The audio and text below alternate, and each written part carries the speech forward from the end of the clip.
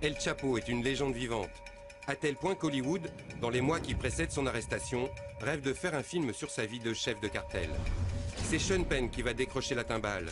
L'acteur parvient à rencontrer le Chapo en novembre 2015 et publie dans Rolling Stones la toute première interview de Guzman, l'homme poursuivi par toutes les polices mexicaines et américaines. Tout comme Oussama Ben Laden était l'incarnation du terrorisme islamique, le Chapo Guzman est l'incarnation du narcotrafic dans le monde. Alors comment un homme recherché à ce point peut-il donner des interviews?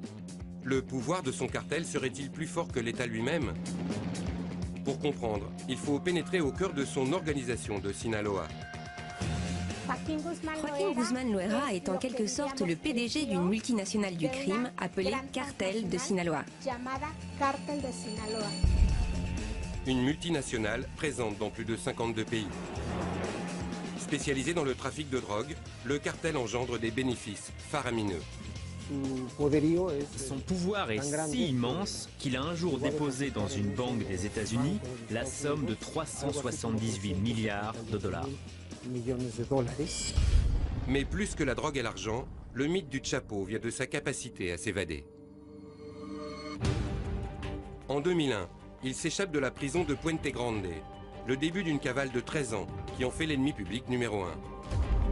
Capturé en 2014, il remet le couvert 17 mois plus tard, d'une manière plutôt spectaculaire, par un tunnel ultra sophistiqué de plus d'1 kilomètre de long, débouchant sur sa cellule. El líder del cartel de Sinaloa escapó la noche del sábado de la prisión de máxima seguridad El Altiplano. Celui qu'on surnomme le roi des tunnels a tracé sur une moto fixée sur des rails et tuné façon évasion. C'est le seul narcotrafiquant qui peut se vanter de s'être échappé 2 fois d'une prison de haute sécurité.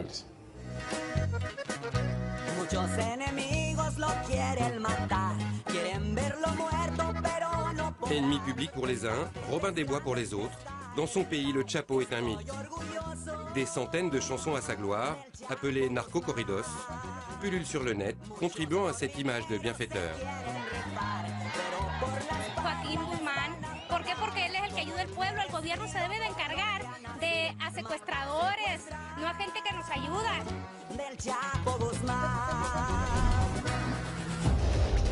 Mais derrière l'image bon enfant, se cache un redoutable prédateur qui tue ou fait tuer par milliers ceux qui se mettent en travers de sa route.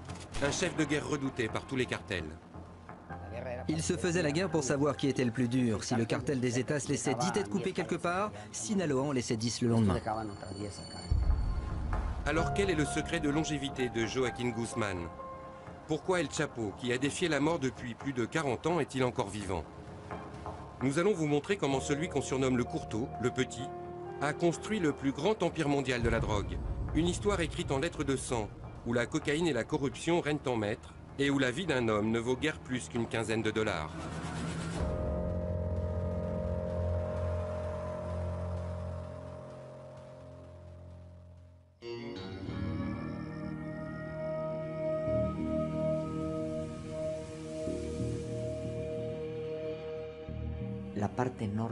Dans la partie nord du Mexique,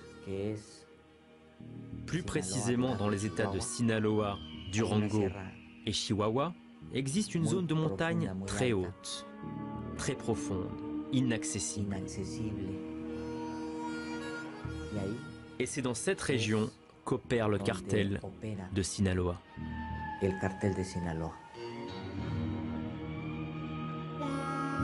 C'est dans cette sierra, une des régions les plus pauvres et reculées du Mexique, que naît en 1954 Joaquín Archibaldo Guzmán Loera, dit El Chapo, un surnom qui remonte à son enfance. Sa mère m'a dit que, quand il était enfant, un de ses oncles l'appelait toujours le petit, à cause de sa petite taille. Et à force de l'appeler comme ça, le surnom lui est resté. Il grandit entouré de 6 frères et sœurs dans une famille d'agriculteurs. Enfin, pas n'importe quel type d'agriculteur. C'est du pavot et de la marijuana que cultive Papa Guzmán, avec l'aide de ses fistons. Dès son enfance, il s'est mis à aider son père au champ. Toute sa famille cultivait le pavot. Ses parents, ses oncles aussi. C'était donc dans l'ordre des choses qu'ils s'y mettent, comme n'importe quel gamin du coin d'ailleurs. Les opiacés, c'est la spécialité locale, ce qui a valu à la région le surnom de Triangle d'Or, un état de fait qui remonte à la Seconde Guerre mondiale. Durant la Seconde Guerre mondiale, Mexico est devenu le principal fournisseur de morphine pour les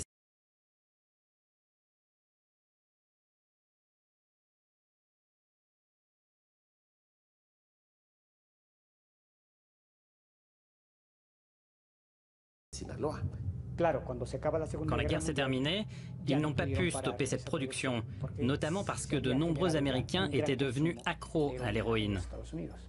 Les paysans du coin se sont mis à produire de grandes quantités de drogue pour le gouvernement américain, et c'est devenu un véritable mode de vie. Sinaloa, c'est la Sicile mexicaine. Ce passé de terroir de la chenouf a fait émerger après-guerre une génération de cadors du trafic qui ont poussé à l'ombre des pieds de pavot. Sinaloa est une pépinière de chefs de cartel. C'est l'aristocratie du trafic à Mexico. Les plus grands narcotrafiquants du pays viennent de Sinaloa, et plus particulièrement d'une commune du nom de Badiraguato. Quand on grandit dans la Sierra, deux choix s'offrent à vous. Continuer à cultiver la drogue pour quelques poignées de pesos, ou tenter de la dealer en montant à la capitale, Culiacán, pour devenir un narco. Avec les risques que ça comporte, mais aussi les perspectives glorieuses de montagnes de dollars et de jolies filles. Un choix vite fait pour le Chapo, d'autant que son père a des liens de parenté avec un gros bonnet du trafic. Un entre-gens qui va permettre au courtaud de s'extirper de ses montagnes natales, à la force du flingue. Il vient de ce milieu rural, mais il va vite grimper les échelons du cartel. En tant que tueur à gages d'abord, puis comme responsable de certaines zones de trafic, et jusqu'à devenir un des sous-lieutenants de l'organisation. Durant les années 80, le trafic de drogue mexicain est contrôlé par un homme, Félix Gallardo, dit El Padrino, le parrain, un ex-flic passé du côté obscur de la force. C'est pour son compte que le Chapo travaille. En plus de gérer le commerce de l'héros et de la marijuana, Gallardo est l'homme de confiance des cartels colombiens.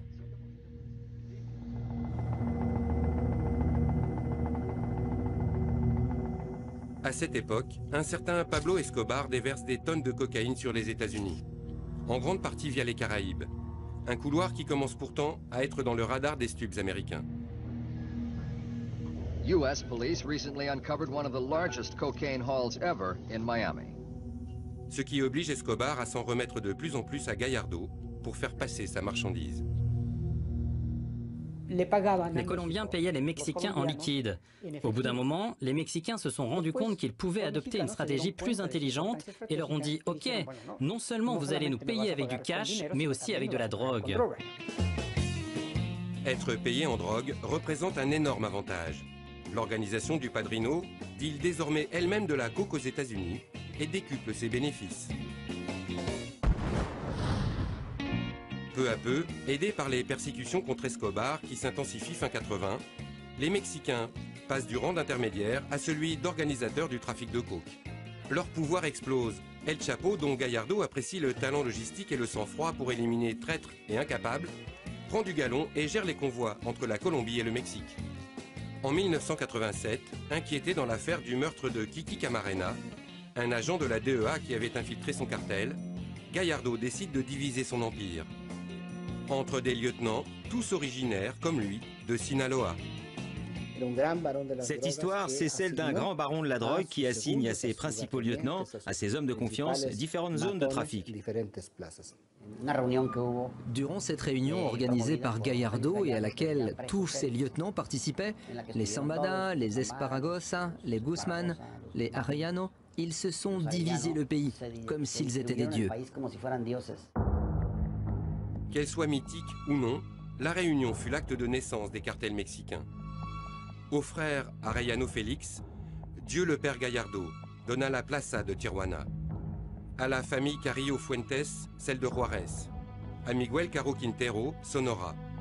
Et à Ismael Zambada et Joaquín Guzmán, Sinaloa, la maison mère. Dans les années qui suivent, le Chapo et ses associés écoulent des centaines de tonnes de drogue vers les États-Unis. Ils font preuve d'une inventivité sans limite planquant leur cam dans tout ce qu'il est possible d'imaginer.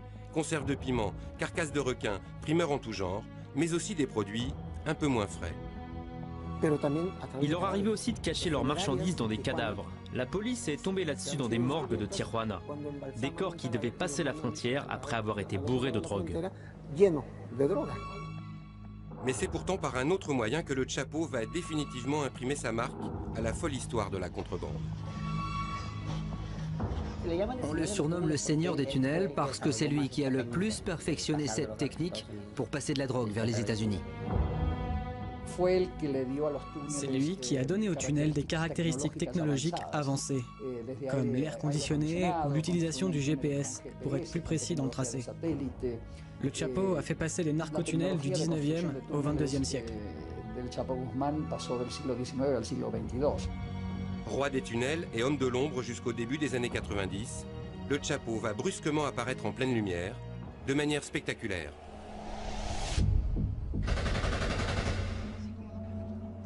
« 24 mai 1993, le cardinal Ocampo est tué lors d'une terrible fusillade à l'aéroport de Guadalajara.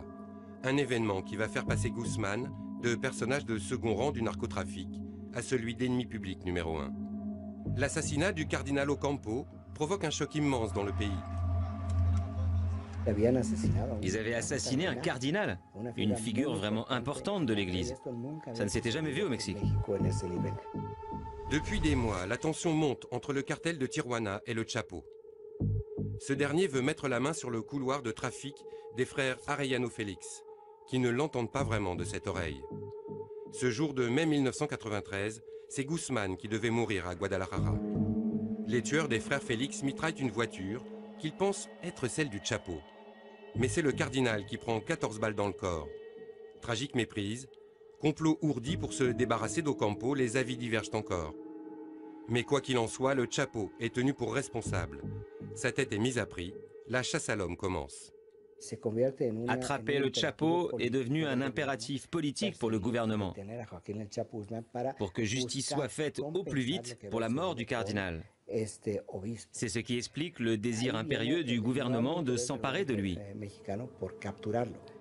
Le 9 juin 1993, après 2 semaines de cavale, le Chapo est capturé au Guatemala, puis incarcéré au Mexique. Son visage apparaît pour la première fois à la télévision.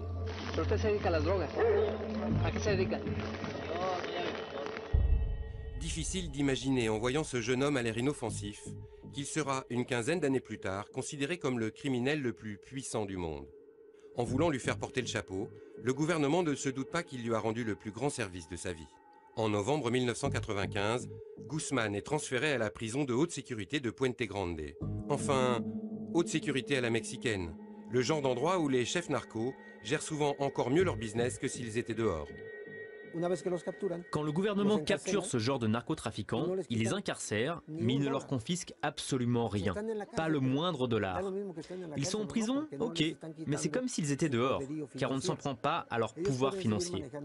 Ils peuvent continuer à gérer leurs affaires depuis la prison, et en plus de ça, ils ont tout l'argent nécessaire pour corrompre les autorités locales, pour payer des tueurs à gages, pour acheter des armes, des véhicules blindés, des avions, bref, pour continuer à gagner toujours plus d'argent. Cet argent, le Chapo le met à profit en installant un système de corruption généralisé. Des gardiens à certains chefs de la prison et jusqu'aux balayeurs, tout le monde croque du dollar narco. Guzmán fait de la prison sa base exécutive.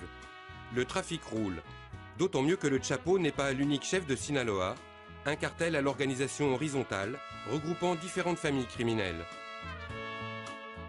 Il s'agit de différents clans qui se sont regroupés sous la même marque. Le cartel de Sinaloa est constitué de plusieurs groupes, de plusieurs familles, parmi lesquels on retrouve les Casares, les Zambada, les Esparragosa et aussi les Guzmán. Chacune de ces organisations, de ces familles, a sa propre armée, ses propres moyens, ses propres routes, mais cela fait des décennies qu'ils travaillent ensemble. Et c'est pour cela qu'on les appelle le cartel de Sinaloa. Au cours de l'année 99, le cartel parvient même à placer certains de ses hommes à la direction. La prison devient l'hôtel Chapo. Il organisait des fêtes à l'intérieur de la prison, il faisait venir des groupes de musique, et puis il distribuait aussi pas mal d'argent à droite à gauche. Il avait la vie vraiment facile, une vie de luxe même. Facile et incluso de lujos. Avec petits plats préparés par des chefs, alcool, prostituées, et c'est bien sûr en corrompant tout le monde qu'il pouvait jouir de tout ça. Quand je suis allé l'interroger, en mars 2000, l'audition devait se tenir à 10 h du matin, mais elle a commencé à 11 h du soir. Quand j'ai demandé au Chapo pourquoi on commençait si tard, avec plus de 13 heures de retard, il m'a répondu ainsi. Écoute, aujourd'hui c'était le jour de ma visite conjugale. Après, j'ai pris un petit bain de vapeur pour me relaxer, puis ensuite je me suis fait une petite sieste pour être en pleine forme et pouvoir te recevoir comme tu le mérites. Ça te paraît clair? Bien sûr que c'était clair. Pour moi, ce qui était parfaitement limpide, c'est que c'était lui qui dirigeait la prison et pas le directeur. Dans ces conditions, l'évasion du Chapo était une formalité. La question serait plutôt de savoir pourquoi il n'est pas parti plus tôt. Certains disent qu'il craignait pour sa vie et se sentait protégé en prison, que c'est la peur d'être finalement extradé vers les États-Unis qui l'a poussé à partir. Quoi qu'il en soit, le 19 janvier 2001, Guzmán joue la fille de l'air.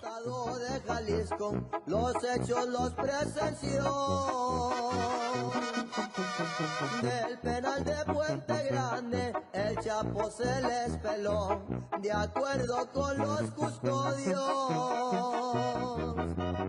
que el Chapo Guzmán compró. La primera fuga. Il existe deux versions de la première évasion de Joaquim Guzmán. La première, l'officielle, soutient qu'il s'est échappé dans un chariot de linge sale caché à l'intérieur. La seconde version, enfin celle qui est considérée comme la vérité par les gens qui ont enquêté sur cette affaire, c'est qu'il est sorti par la porte. Que ce sont les autorités elles-mêmes qui ont ouvert toute grande la porte à Guzmán. Suite à l'évasion, le gouvernement de Vicente Fox devient la risée mondiale et la prison de Puente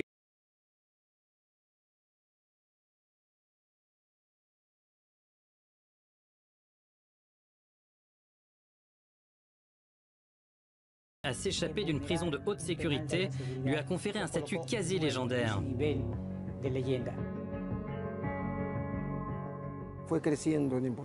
Son image médiatique lui a clairement rendu service. C'est en grande partie son statut mythique qui l'a aidé à grimper dans la hiérarchie du narcotrafic. Son escapade confère à Guzmán une aura énorme auprès de ses collègues narcos. C'est auréolé de ce statut nouveau qu'il se remet aux affaires. D'autant que, comme le suggère son évasion facilitée, il semble soutenu au plus haut niveau par le pouvoir politique. Cette évasion lui a offert une très grande visibilité, mais elle a aussi permis de se rendre compte à quel point les cartels de la drogue avaient infiltré tous les organes de l'État jusqu'aux partis politiques eux-mêmes.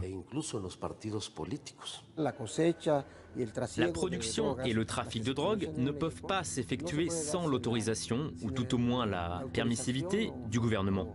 C'est impossible autrement. Depuis des années déjà, pouvoir politique et narco marchent main dans la main au Mexique. Une tradition portée à son summum par le cartel de Sinaloa. Le cartel de Sinaloa possède une dimension politique très importante. Il pactise contrairement aux autres organisations criminelles. Il passe des accords, il dialogue, il négocie avec les autorités. Il y a de nombreuses preuves de cela. C'est ainsi qu'ils agissent depuis près d'un siècle. Les trafiquants de Sinaloa sont comme ça. Il s'agit de pactes tacites. Du genre, tu finances ma campagne électorale et en échange, je te laisse tranquille. Je protège ton organisation. En prison, le Chapo aurait donc pactisé avec le gouvernement. Une supposition que la suite de son histoire rendait plus crédible. Début 2000, faire des millions ne lui suffit plus. Il veut être El Padrino, un parrain omnipotent qui contrôle tout, à l'image de Gallardo, son mentor. Dans les années qui suivent sa sortie de prison, il engage une guerre terrible pour s'emparer des couloirs de trafic des cartels de Tijuana et de Juárez.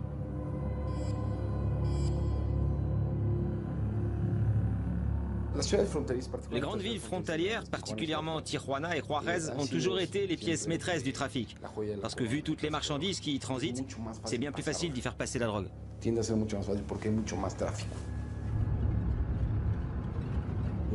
Durant 3 ans, ils ont incendié Tijuana. Le nombre de meurtres, de kidnappings, d'extorsions a explosé. Côté Tijuana, les résultats ne se font pas attendre. Les assassinats se succèdent, mais aussi les arrestations. Plus de 2000 en l'espace de quelques mois.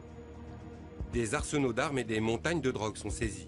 Le tout fièrement exhibé pour montrer que le gouvernement fait son travail, alors que pendant ce temps, l'organisation du Chapo est à peine inquiétée. Un sacré coup de pouce. Tijuana et Juarez étaient les cartels dominants durant les années 90. Mais le pouvoir des Arellano Félix a commencé à diminuer à partir de 2003, à cause de la capture de Benjamín Arellano Félix et la mort de son frère Ramón. Dès 2002, Sinaloa contrôle une grande partie de la place de Tijuana. Grâce au soutien du gouvernement fédéral, le cartel de Sinaloa a réussi à s'approprier la région. Et c'est eux qui la contrôlent encore aujourd'hui. Côté Juarez, les choses vont prendre plus de temps. Dans les années 90, Amado Carrillo Fuentes en a fait un cartel surpuissant. On le surnomme alors le Seigneur des Cieux, rapport à la flotte de Boeing 727 dont il se sert pour transporter la coke. Il disparaît en 97. Son frère Vicente, qui prend sa place, n'est pas tout à fait à la hauteur. Guzmán le fait abattre en 2004. Le début d'une guerre infernale qui va faire de Juarez la ville la plus dangereuse au monde. Le point culminant de cette violence va cependant être atteint lorsque le sanguinaire cartel des Zetas va vouloir mettre la main sur le trafic du Chapo, allant jusqu'à le défier sur ces terres du Sinaloa. Pas vraiment une bonne idée. Le cartel des Zetas est une organisation criminelle qui a surgi au début des années 2000. À l'origine, il s'agissait de militaires ayant déserté un groupe d'élite de l'armée mexicaine. Ils avaient été recrutés par le cartel du Golfe pour en être le bras armé. Et en 2002, suite à la capture du chef du cartel du Golfe, les Zetas sont devenus un cartel à part entière, opérant de manière indépendante. Avec les Zetas, le niveau de violence atteint un degré jamais vu. Leur technique de guerre, inspirée de celle des Caibiles, une unité d'élite guatémaltèque célèbre pour ses massacres de populations civiles, ont pour but d'inspirer la terreur. Une stratégie de la peur qui leur permet de conquérir en quelques années un vaste territoire.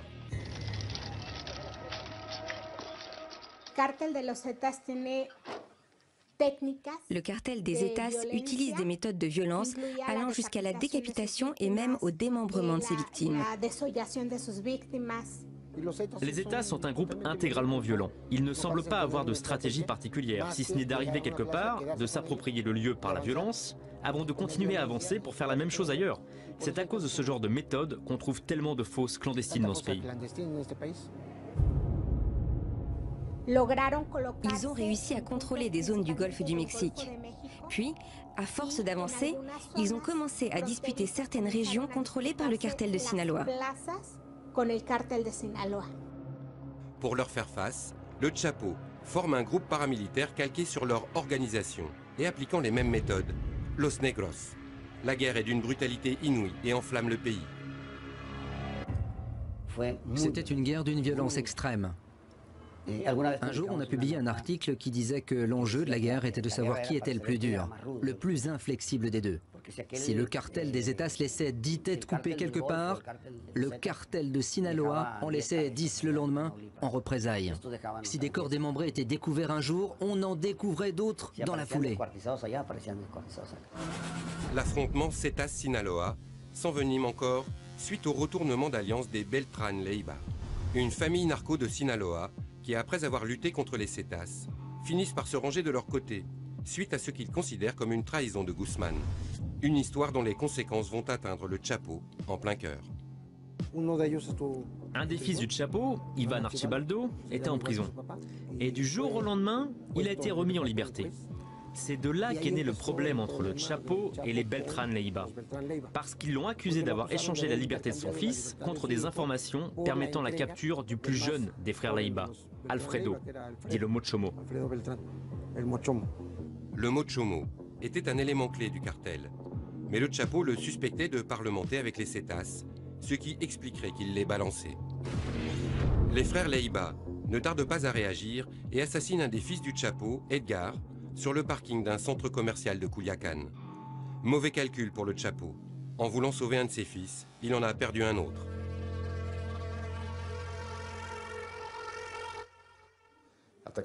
S'en prendre à la famille a des conséquences très sérieuses, c'est clair. Une bonne partie de l'escalade de la violence des années 2008-2011 est due à cette guerre civile qui a éclaté à l'intérieur du cartel de Sinaloa. Face à un pays à feu et à sang, le gouvernement de Felipe Calderón réagit en lançant en 2006 sa célèbre guerre contre la drogue. 40 000 militaires sont déployés dans le pays. Sous les grands discours, il semble pourtant que cette guerre soit davantage menée contre les ennemis de Sinaloa, Juárez et Zetas en tête, que l'armée fait tomber comme des mouches, que contre le trafic lui-même. Durant cette prétendue guerre contre la drogue, il semble que les forces gouvernementales étaient principalement concentrées sur le fait de s'attaquer aux autres cartels. Et ça, d'une certaine manière, d'une manière indirecte, ça a bénéficié au cartel de Sinaloa. Une accusation ouvertement rejetée par le président Calderón tout au long de son mandat. En esa falsa acusación dolosa y no sé con qué intenciones además que se hace el gobierno, cae por su propio peso. Hemos golpeado por igual tanto a los cárteles vinculados al Golfo de México como al Pacífico mexicano. Ils s'en sont moins pris au Chapo Guzmán parce que la volonté du gouvernement était qu'il ne subsiste qu'un seul groupe hégémonique avec lequel il serait possible de négocier. Et non pas des dizaines de groupes atomisés avec lesquels il aurait été très difficile d'établir une relation. L'unique cartel qui a survécu à cette guerre contre la drogue, c'est Sinaloa. Tout simplement parce qu'il s'agissait de purs trafiquants, enfin, purs entre guillemets, c'est-à-dire une organisation qui ne se dédiait qu'au seul narcotrafic et qui ne maltraitait pas les gens, qui ne les rackettait pas, ne les séquestrait pas, ne les tuait pas pour les tuer, qui ne tuait pas de femmes, surtout ni d'enfants. Le cartel de Sinaloa avait ce genre de profil. De manière ironique, le cartel de Sinaloa a atteint son point culminant durant cette prétendue guerre contre la drogue. Et c'est sous les deux derniers gouvernements, durant la décennie écoulée, que le cartel est passé du statut d'organisation criminelle locale à une structure à l'envergure internationale.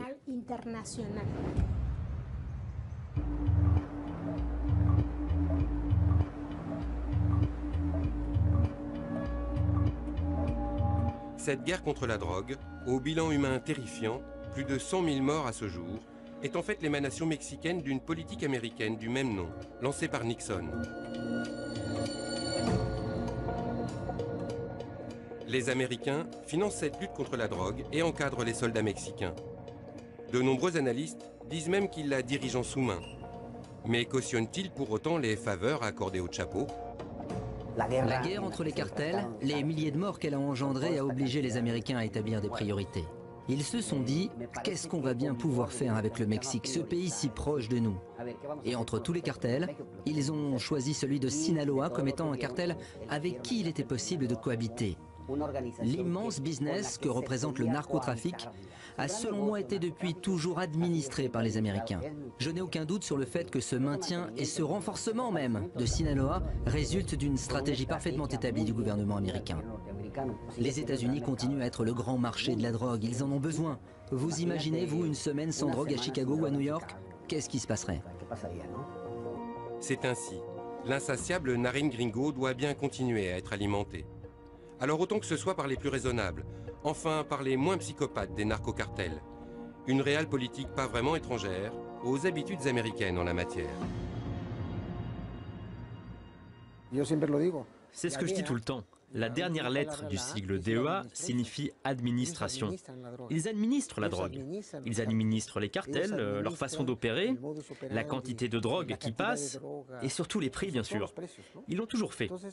Il est même arrivé que la DEA trafique main dans la main avec les narcos. La DEA a parfois utilisé ses propres avions pour acheminer de la drogue. Et il a même été prouvé qu'elle est allée jusqu'à déposer de l'argent en banque avec les trafiquants.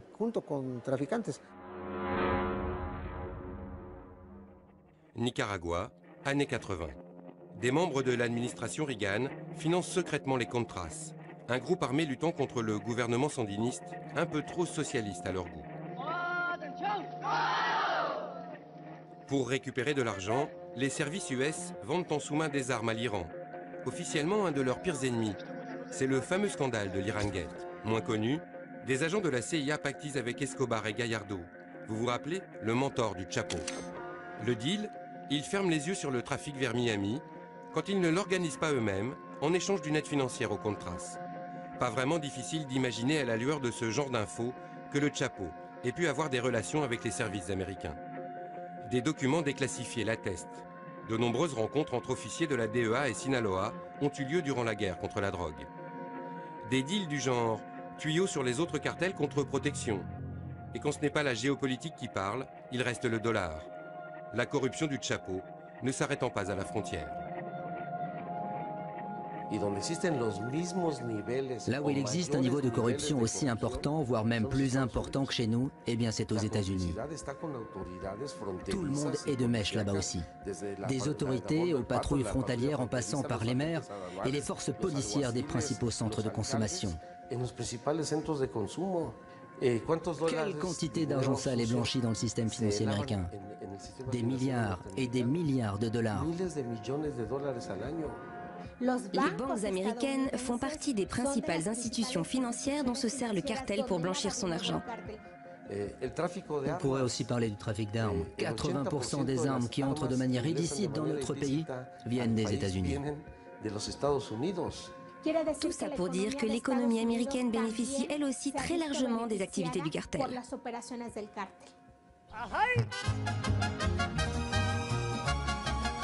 La fin des années 2000 est la période faste de Guzman, qui s'impose comme l'emblème médiatique du narcotrafic. En juillet 2007, ce grand amateur de femmes, 4 épouses et une dizaine d'enfants au compteur, épouse Emma Coronel, reine de beauté de 35 ans sa cadette. Le mariage, lors duquel il s'adonne à ses deux passions notoires, le whisky et la danse, a lieu dans un ranch en pleine Sierra et compte parmi ses invités des politiciens de haut rang. Au moment même où Guzman est censé être l'homme le plus recherché du pays. En 2009, le magazine Forbes le place au rang des hommes les plus riches au monde, achevant de le consacrer en pop star de la poudre blanche.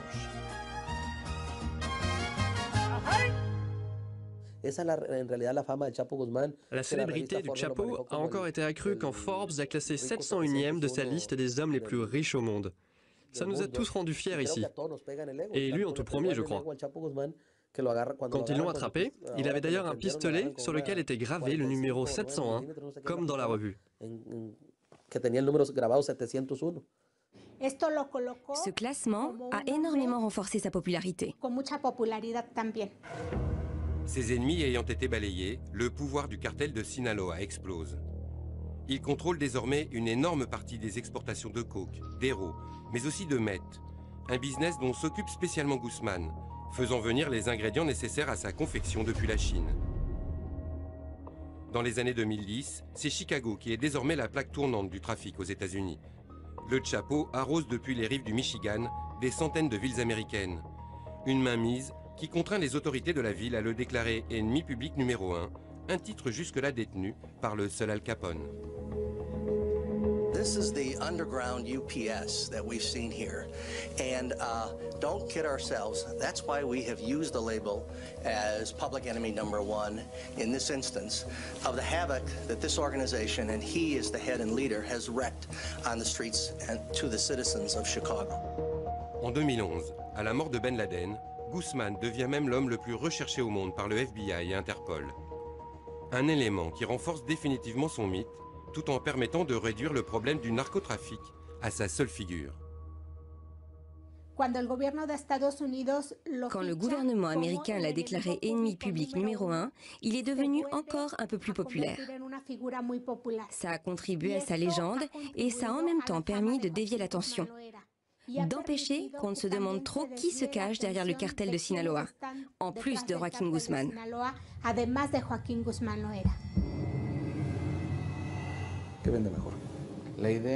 Qu'est-ce qui est le plus vendeur? L'idée d'un ennemi public numéro 1 ou celle qu'il y a 1 à 2 millions de citoyens américains qui sont d'une manière ou d'une autre impliqués dans le trafic? Construire une histoire de James Bond est bien plus vendeur et pratique que tenter de faire comprendre la complexité du business. Les États-Unis ont présenté de manière simplificatrice le Chapo comme si c'était le mal absolu. Toute proportion gardée, tout comme Oussama Ben Laden était présenté comme l'incarnation du terrorisme islamique, le Chapo Guzmán l'a été comme celle du narcotrafic dans le monde. Deux façons de voir qui, on le sait bien, sont parfaitement manichéennes. Une grande partie du pouvoir du Chapo réside dans l'immense soutien populaire dont il jouit à Sinaloa. Tout comme Jesús Malverde, un bandit mexicain au grand cœur, élevé au rang de saint et révéré par les narcos de Culiacán. L'histoire du Chapo fourmille d'actes de bienfaisance envers le bon peuple de Sinaloa. Alors Robin des Bois et le Chapo, mythe ou réalité?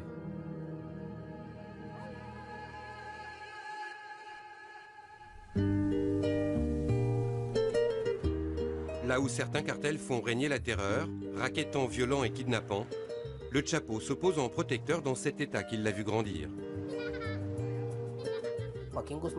Joaquín Guzmán a fait de nombreuses choses en faveur du peuple, dans la Sierra, mais aussi dans d'autres parties de Sinaloa. Le Chapo et les autres chefs de Sinaloa aidaient les gens ici, organisaient des fêtes, soutenaient financièrement certains jeunes, donnaient des ranchs ou des entreprises à leurs femmes. Si, on peut le dire. Ce genre de personnages peuvent être des bienfaiteurs, des sortes de Robin des Bois. Ils ont construit des maisons pour les gens, leur ont donné du travail. Des flottes de taxis entières à Sinaloa doivent leur travail au Chapo. Ça explique qu'il y ait tout ce terreau social qui a alimenté le mythe du Chapo. Des attentions pas forcément désintéressées, puisque le peuple de Sinaloa reste son meilleur réseau de renseignement.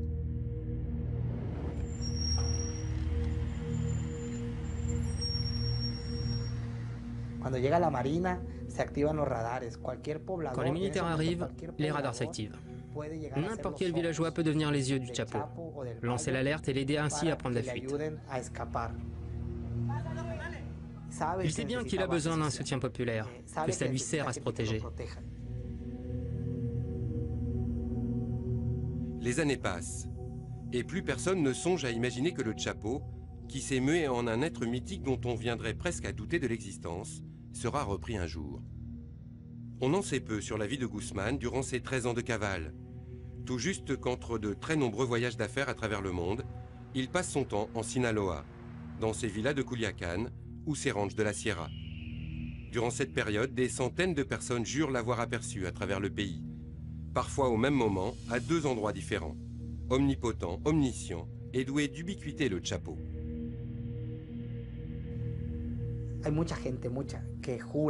Il y a plein de gens, tout un tas, qui assurent qu'ils ont vu le Chapo entrer dans un restaurant et dire « Messieurs, mesdames, nous allons fermer les portes de l'établissement pour un petit moment. Veuillez confier vos téléphones portables à mes hommes, leur repas vous est offert. » On m'a raconté la même histoire à Durango, à Chihuahua, en Basse-Californie. Cette histoire, c'est moi qui l'ai relatée. Moi, je suis journaliste, je n'écris pas des romans. Cette anecdote s'est vraiment passée ici, à Culiacán. Je l'ai recoupée, je l'ai rédigée et je l'ai publiée. Si on raconte que ça s'est passé ailleurs, ça, je ne sais pas. Avec le Chapo, c'est comme si les mensonges et la réalité racontée par les médias, par le gouvernement et par l'opinion publique étaient mis dans un shaker et qu'on mélangeait le tout.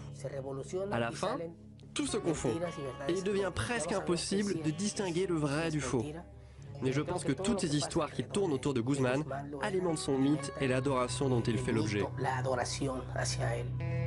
La cavale de Guzmán devient source de plaisanteries dans tout le Mexique. Une histoire de gendarmes et de voleurs tragicomiques au déroulement immuable. L'armée tente de nombreux coups de main pour le capturer, mais arrive toujours, c'est ballot, un peu trop tard. Corruption quand il nous tient. Le gouvernement donne l'impression d'agir, mais le Chapo est toujours libre comme l'air. Les choses vont pourtant basculer en 2014, lorsqu'une intervention frôle les moustaches du courteau qui ne parvient à se carapater qu'in extremis. Par un tunnel secret, bien sûr, reliant sa villa aux égouts. Après inspection, la marine va même découvrir que pas moins de 7 maisons lui appartenant à Culiacán sont connectées entre elles par un réseau de passages souterrains.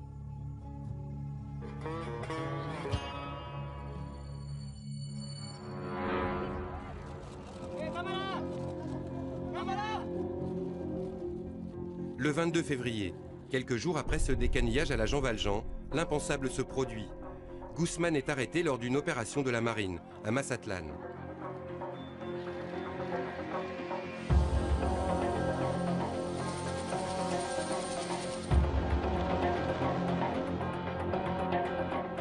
Son identité confirmée par analyse digitale, il est emmené en avion vers Mexico City pour une identification formelle. Une capture mondialement suivie qui donne lieu à diverses interprétations. Pour certains, ce serait son attachement à ses filles qui aurait perdu Guzmán. Il est éperdument épris de ses filles, c'est vraiment son point faible. Quand ils l'ont attrapé à Mazatlán le 22 février 2014, il était avec ses filles et la maman des petites aussi. Ce qu'il éprouve pour ses petites filles, des enfants très jolis, puisque leur mère est une ancienne reine de beauté, l'a poussé à s'exposer, à prendre des risques et à entraîner sa capture. Pour de nombreux autres analystes cependant, l'arrestation, réalisée sans qu'aucun coup de feu n'ait été échangé, flairerait le coup monté, la mascarade médiatique. Le plus logique aurait été qu'il se réfugie dans un lieu plus sûr, quelque part dans le Triangle d'Or. Mais au lieu de ça, il est allé à Mazatlán, sans filet de sécurité, sans que personne ou presque ne soit là pour le protéger. On peut dire que c'est une manière d'agir pour le moins inhabituelle de Joaquín Guzmán. Je pense que sa capture est passée par un accord avec le gouvernement et que c'est pour ça qu'il n'y a pas eu d'affrontement. Que c'est pour cette raison que sa capture s'est déroulée sans le moindre accrochage. L'arrestation du Chapo serait-elle à nouveau le résultat d'un pacte? Confronté à des critiques trop vives de collusion avec le narcotrafic, particulièrement avec Sinaloa, le gouvernement aurait-il eu besoin de donner un gage? Et dans ce cas, qu'est-ce que Guzmán aurait à y gagner? L'immunité renouvelée pour son organisation et ses proches? Quoi qu'il en soit, dans la prison de haute sécurité de l'Altiplano où il a été transféré, pour le Chapo, c'est business as usual. Même s'il était en prison, c'était toujours le chef. Il continuait à donner des ordres. Ça n'a rien changé, ni pour lui, ni pour l'organisation. Pour moi, c'est juste une pièce de plus dans ce grand show médiatique. Après l'avoir attrapé, ils ne lui ont de nouveau pas confisqué le moindre dollar. Ils n'ont pas saisi ses entreprises, ni inquiété les politiques qui le soutenaient. Son pouvoir patrimonial a même continué à croître. Ils ont entre les mains le plus grand des capots, mais ils ne s'attaquent pas à son réseau financier. Il n'y a eu aucune enquête visant à démanteler la structure patrimoniale du cartel. Dans ces conditions, l'évasion du Chapo, ou sa libération, appelez-la comme vous voulez, n'était qu'une question de mois.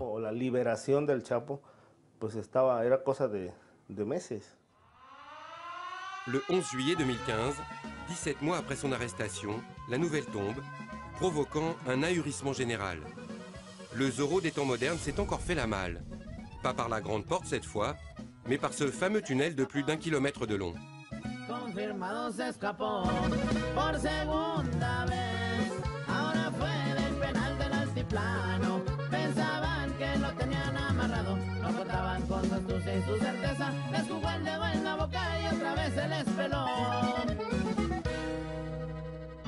Partant de la douche de la cellule de Guzmán et s'enfonçant à 10 mètres sous terre, le tunnel qui lui a permis de s'échapper était entièrement ventilé et éclairé.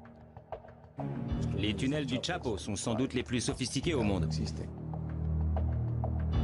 Tout au long de ces 1500 mètres, des rails ont été fixés pour guider la moto jusqu'à une maison construite spécialement pour l'occasion et sous laquelle le tunnel débouche. Une entreprise comparable à un chantier public. Du jamais vu. Il s'agit d'une logistique extrêmement précise, impliquant la connaissance des procédés mécaniques d'excavation, des techniques de construction de tunnels, mais aussi certainement l'utilisation d'une puce pour géolocaliser la cellule du Chapo et faire un tracé parfaitement droit arrivant pile au bon endroit. Alors pour mener à bien un tel chantier, on estime qu'il a dû être commencé plus ou moins le jour de son incarcération. Une évasion hollywoodienne qui pose une fois encore la question de complicité au plus haut niveau. Sont impliquées toutes les autorités du système pénitentiaire, celles de la Commission nationale de sécurité publique, celles des services secrets aussi, sans oublier que le périmètre de la prison était censé être surveillé par l'armée.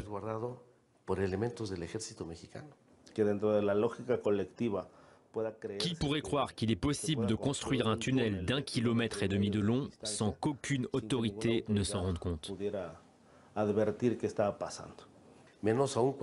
C'est encore plus invraisemblable quand on sait qu'il y a une caserne de l'armée à moins de 300 mètres de la maison sur laquelle débouchait le tunnel et par où le Chapo est sorti. Il aurait simplement fallu qu'il construise une cellule au premier étage de la prison pour se prémunir de l'évasion par un tunnel. L'enquête va en rester à la corruption au sein de la prison, mais on ne remontera pas au niveau où les décisions ont été prises. Pour résumer les choses simplement, le gouvernement ne va pas enquêter sur lui-même. Qu'il y ait eu un laisser-faire au plus haut niveau semble certain. Le reste n'est que supposition. Le gouvernement n'a-t-il pas respecté le pacte, si pacte il y a eu, poussant le Chapo à s'évader? L'évasion faisait-elle elle-même partie du pacte? Et aussi, est-il possible que Guzmán ait corrompu l'appareil d'État sans que le président ne soit lui-même dans la confidence? Seul Chapo le sait. Il redevient en tout cas l'homme le plus recherché de la planète. Le début d'une gigantesque traque mobilisant plus de 10 000 hommes. La seconde cavale de Guzmán n'aura duré que 6 mois. Le 8 janvier 2016, il est arrêté suite à un raid dans une maison de Los Mochis.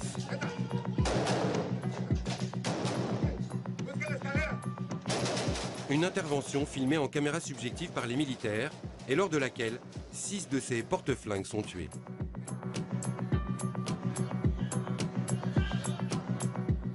Vous l'aurez deviné, le Chapo est parvenu à fuir par un tunnel menant aux égouts et dont l'accès était planqué derrière le miroir de la chambre, avant d'être finalement repris. Retour à la case prison.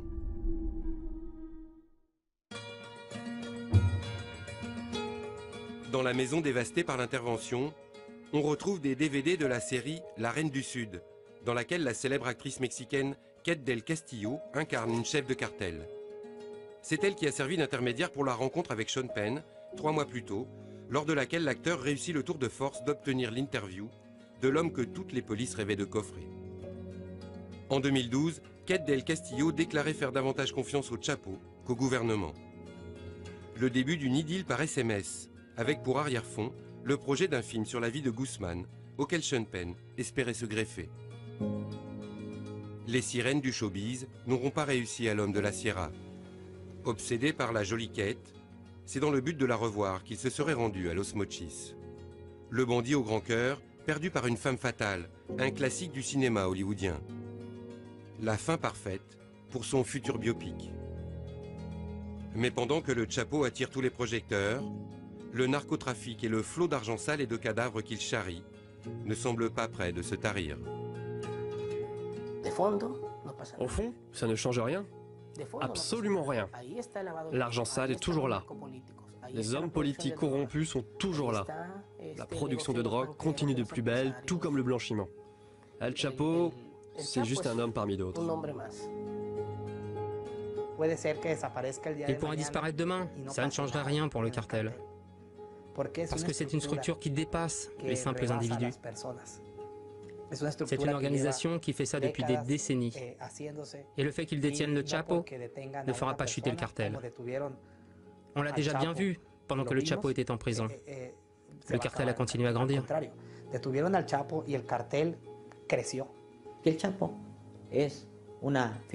Le Chapo n'est rien de plus qu'une figure emblématique qui distrait l'attention du public. Mais les opérations criminelles de trafic de drogue, de séquestration, d'extorsion, de trafic d'influence, de corruption continuent sans interruption aucune. Et ce, que le Chapo soit en prison ou en liberté, que le Chapo soit tranquille dans le Triangle d'Or ou bien ailleurs, en train de passer